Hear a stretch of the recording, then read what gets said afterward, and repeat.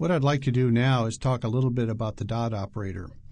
It's a special operator that was created for object-oriented programming languages. It's not unique to C#. Every language will have the dot operator. You use the dot operator to gain access to anything that's inside of a class. The dot operator is, I like to think of a class as a black box. And one of the things that we talked about when we talked about the programming trilogy was encapsulation, where we try to hide the data. And what we're trying to do is to hide that data inside something that we've been calling a class. The dot operator then is, you can think of it as the key that you insert into the side of the black box that opens it up and allows you to gain access to that class. So the dot operator then becomes your gateway for having access to anything that might be hidden inside of a class. Only the interface properties and methods are visible outside of the class. In other words, if you use the access specifier that is private, obviously then that is not going to be visible to the outside world. And what that means is, even though you may use the dot operator to gain access to the inside of the black box, even though you have that key with the dot operator, anything that's been labeled or specified with the private access specifier is still not going to be visible even though you've used the dot operator. So public access is the required access specifier that's required to have any kind of contact outside of the black box. And the dot operator then becomes the vehicle by which you gain access to those public items that are inside of the class. The dot operator's importance is relevant to the expression that's used with respect to the dot operator itself. And with that, let's take a look at the example that we talked about with the class person code. This is the program that we talked about before where we had the class person dealing with it, and if you look at the interface design, I'm pretty sure you'll remember it. What I've done is I filled in a hair color here as well, so that when we run it, we don't have to take the time to type that in. But let's look at the code here. We know that this form main is the constructor. It initializes the component.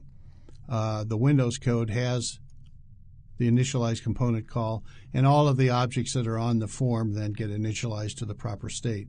So this would be part of the program step that we would call initialization. And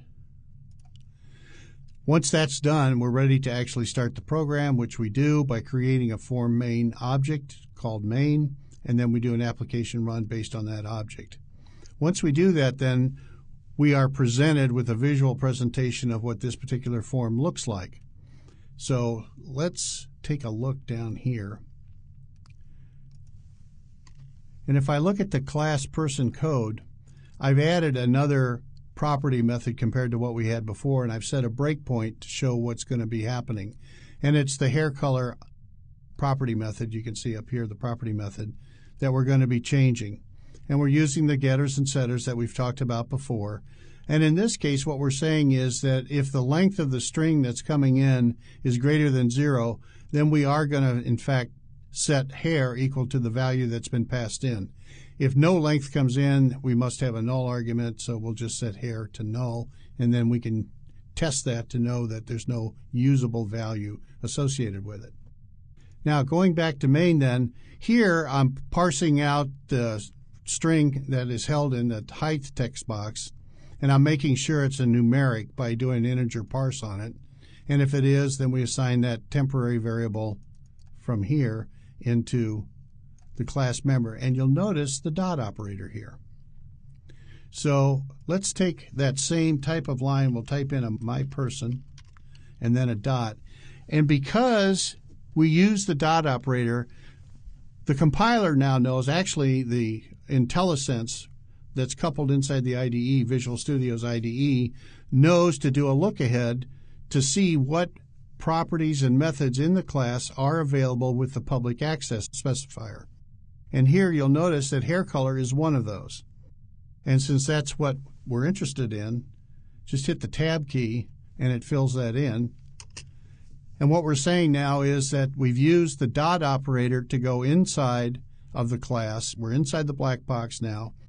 And IntelliSense gives us a look ahead to tell us which properties and methods are available that have the public access specifier. Those are the elements then that use the dot operator to become part of the public interface. So in this case now we're going to say we want to take the contents of the text box that holds the hair color. And if I type in TXT, now you can see why I think it's a good idea to use these three-letter prefixes. Because if I had the text boxes named hair, height, weight, and so forth, I wouldn't get a nice alphabetized list of the properties for the text boxes in this look ahead. This way, by having TXT, I am only going to see those controls, those objects that are on the form that begin with TXT.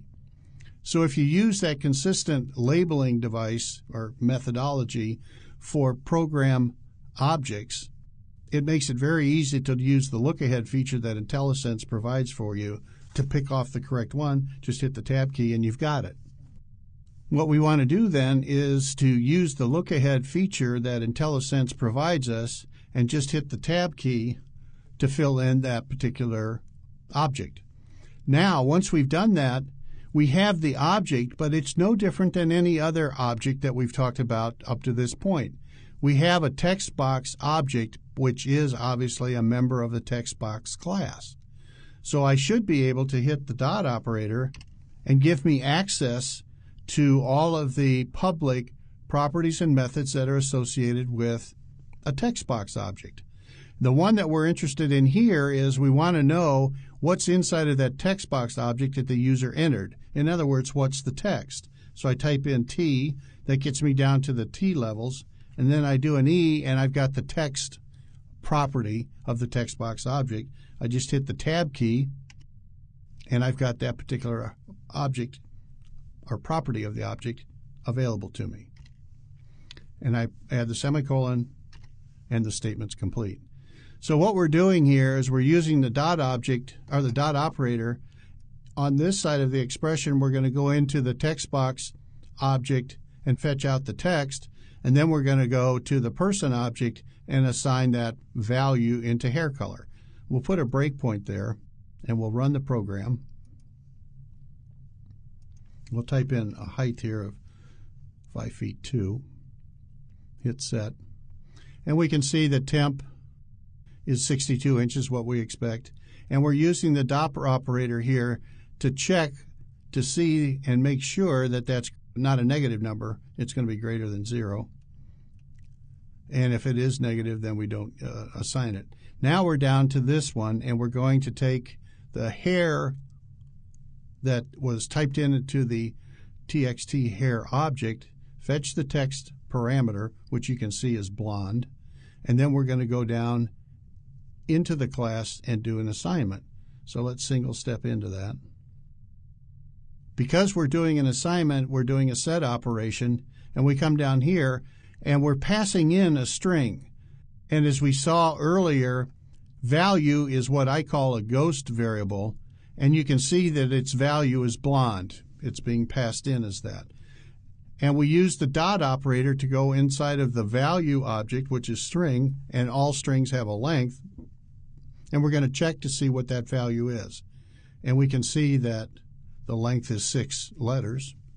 Since that's greater than 0, then we'll come down and we'll take the value and assign it into hair, which is the property of the class, and we'll return. And what we've done, all we've done in this program really is to move these two pieces of data into the class objects. Okay? But we use the dot operator to do that. Now, let's stop this program and let's return to our slide presentation.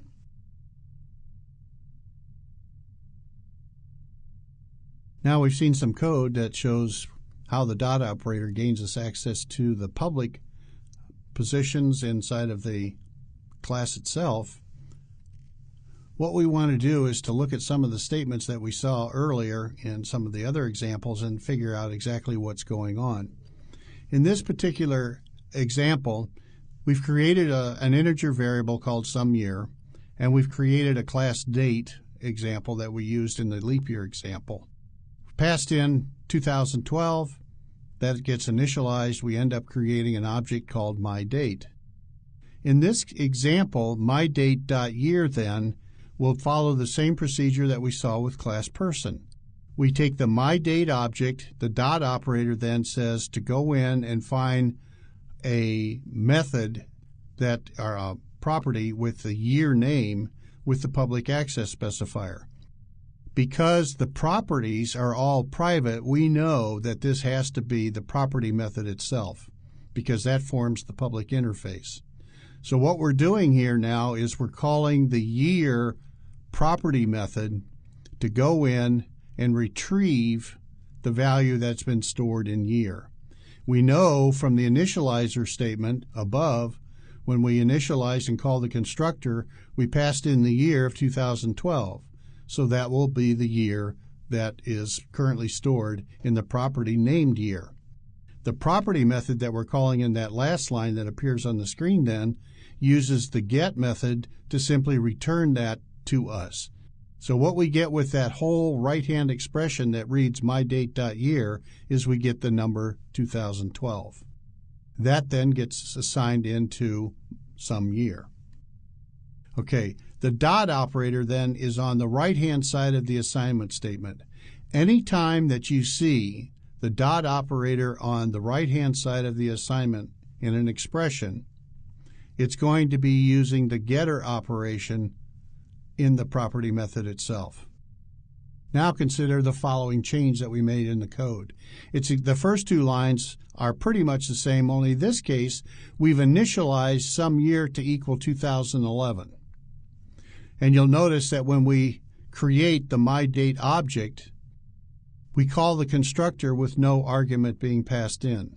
So now what we're doing in the final line is we're taking 2011 and we're shoving it into the year property that's being stored in the class dates object, which in this case is myDate.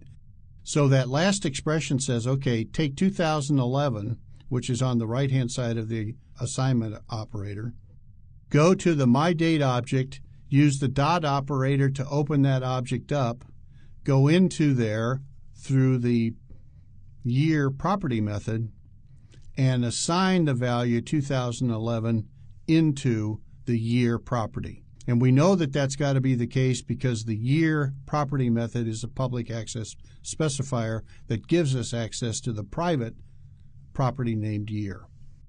So what's happening in this case? The code is assigning a new value into the class using the property method. The dot operator is what gives us access to that public property method called year. This leads to two very important conclusions about the dot operator that you always have to keep in mind. When the dot operator appears on the right-hand side of an assignment operation, only a get operation is done. Nothing else is done.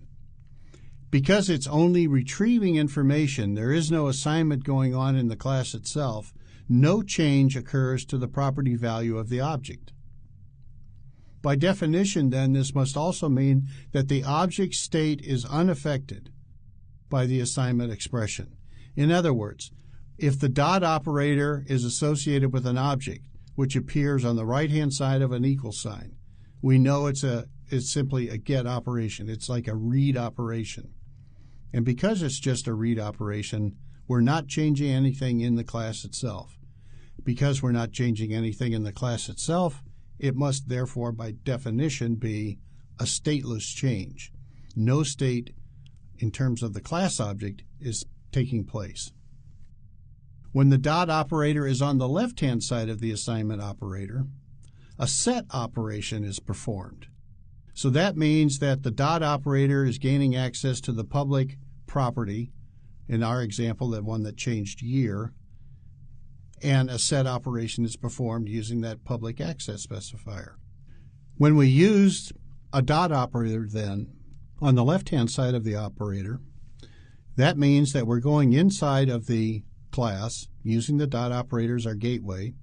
We're looking for the public access specifier for year in our example, and we're going to take whatever was on the right-hand side of the expression and assign it into that particular property. Because that involves a change then in the private property method in the class, it also means that the state of the object must have changed because we're changing the value of the property itself. Now, something else that can be a little bit confusing to people is we can have multiple dot operators in a single expression. Here's an example. We have defined a variable called length. We've defined a string and initialized it with name. In this case, I've just used Lynn. And we've taken her name and assigned it into a text box named name. And notice how we use the dot operator, txtName.text. So you should realize then that that is going to change the state of the text box object that's involved, in this case text name. Now what we want to do is we want to assign the length of Lynn's name into the length variable. To do that, we do txt.text using the dot operator to get to the text property, and the text property then has another property associated with it that we can go down into and look at the length of the object. So in this case, the first dot operator gets us into the text box object, if you will. We then go to the text property, and we know that text properties, because it's a string, also has a length associated with it. That's one of the properties of a string. So inside of that text box object is going to be something called string text. And we know then that text, because it is a string, is also a class, the string class, and it has properties and methods, and one of those properties is the length. So what we're saying here is with the two operators, use the first one to go into the text object, the text box object named name, and the second one says go into the string object named text and get its length. This can get carried away. I can remember about 10 years ago working with a database company, which has now gone out of business for good reason, that had 13 dot operators in the expression. It took 13 levels to get down to what I was really interested in. You clearly shouldn't be doing that kind of passage through a class structure to get to a piece of information. Now what they do is they break those long chains out into subgroups and use namespaces to break them up into more usable chunks.